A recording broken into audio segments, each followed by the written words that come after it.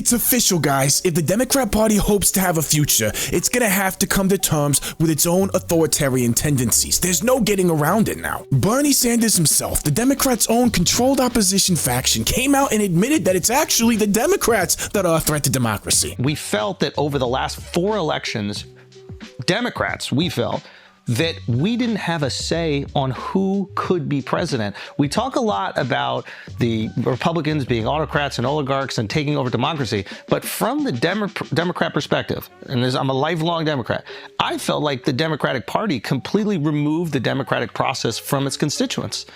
And I think they need to have some accountability of that. No argument here. I donated for you. I mean, I wanted you to, like, 2016, I was like, this is going to happen. This guy's going to do it. And it felt like they stole it from me. And I'll be honest, it broke my heart when you supported them. Look, but you have, in the world that I live in, you got a choice. And I mean, a lot of people, including my wife, agree with you. Yo, did you guys hear what I just heard? Bernie Sanders basically admitted that the Democrat Party has given up on the Democrat process, and now they just select their nominees regardless of whatever their constituents want. I mean, that's what I heard right there. That's a huge admission, and something that calls for major reform, especially if this gets out to the everyday Joe. Now, I mean, whoa, tell me if I'm wrong, but it's almost like this dude is willing to start having a conversation about exactly what's behind the problem to begin with. And it gets back to campaign financing and all that stuff.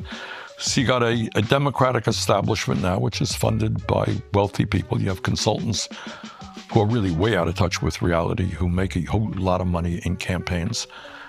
And working class is ignored. It's crazy, man. The Democrat Party is so fractured right now. They're all willing to throw each other under the bus. Bernie Sanders, the guy who conceded and endorsed Hillary Clinton, is now singing such a different tune. The hatred that we felt in 2016, 2020 from the Democratic establishment. I'll give you an example. We would do rallies and we have thousands of people, often young people of color coming out, working class people coming out. They were great, full of energy. Yeah. And then we go to Democratic Party events. There'd be a few hundred people, mostly older, whiter, wealthier. And you saw the clash. And the establishment did not want to open the door. They hated the idea that all these people whose hands were a little bit dirty, who didn't have PhDs or weren't wealthy, imagine walking in, it's my party, man, you ain't getting in. Yes. We will fight you in the most ruthless ways that we can. And that's the struggle. Are they going to open the door, or are they prepared to lose elections, literally, and maintain the status quo? Go down with the Titanic. So Andrew Schulz and his team even get Bernie Sanders himself on air to break down how the Democrat media psyop works. And they do it first by relating to him and his 2016 campaign. It's genius, yo. Check this out. We have a question we want to ask about what happened to you in 2016 with this Bernie Bros movement, where your followers seem they have a racism problem, a misogyny problem. Do you think that's a super PAC thing behind that?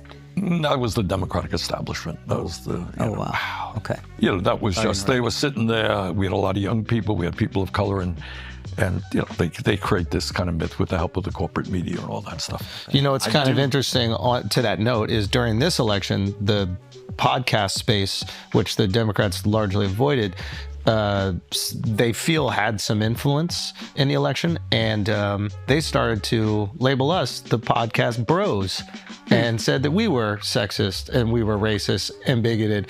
It's almost like it's the exact same strategy to get you out of there. Yeah, that's what the liberal elite China does. I wonder if there's any other groups that might be labeled in the same way. Maybe the entire conservative party, the entire conservative side of American politics. Yo, these guys straight smooth talk Bernie Sanders into admitting directly that the Democrats themselves are a threat to democracy. I mean, the finesse game is on point with the way they laid this up. But then could we not also say, if ostensibly there hasn't been a fair primary for the Democrats since 2008, are they not also a threat to democracy? Yes. We often hear. Fair enough. That is. Yeah, I'm not going to argue with that point. And that's why I'm proudly an independent. Yeah, Bernie Sanders, the independent, right. This is what I'm super interested in, man. What do you guys think an admission like that means for the future of the Democrat Party and where they're going from here? Because how do you follow the progressives off the cliff when you're already having to come to terms with the fact that you're losing your identity as a liberal? I love how they follow that up by calling him out on his whole oligarchy tour and passing off the torch to AOC. Sure, bro, you're an independent and you're going to pass the torch to a radical leftist. Are you going to run for president? I'm 83 years of age, so that is, I think I've run my last race. But, now, does that mean... 0 fair races. Does that mean that this oligarchy tour is you passing the baton? No, don't look at it like that. The oligarchy tour is...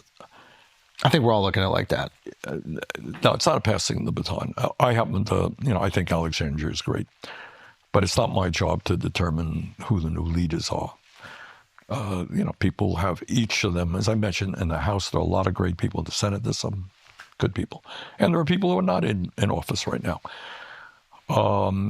But the oligarchy tour was an effort to say to the country that there are people all over America who are going to stand up to this oligarchy. They don't want a government of billionaires. They're going to stand up to authoritarianism. I hope you guys had as much fun with that as I did, man. When Bernie Sanders himself is admitting to stuff like the Democrat Party being a threat to democracy, there's no going around it. The narrative is gone. They're no longer protectors of the torch. Anyway, thank you so much for joining me. You guys rock. I appreciate you, and I'll see you on the next one.